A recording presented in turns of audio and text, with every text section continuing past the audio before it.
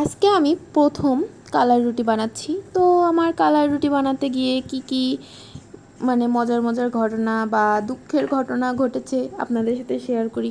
এই ভিডিওতেই দেখতে পাচ্ছেন, বানাতে গিয়ে কোথাও ছিঁড়ে যাচ্ছে, ফোঁটা হয়ে যাচ্ছে, এইরকম অনেকবার হয়েছে। তো চলেন মেন ভিডিওতে যাওয়া যাক।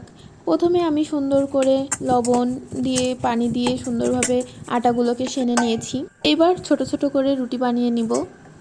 বেশি বড় করে আমি সামলাতে পারছিলাম না, বারবার ছিঁড়ে যাচ্ছিল, সেজন্য এবার ছোট ছোট করে করেছি।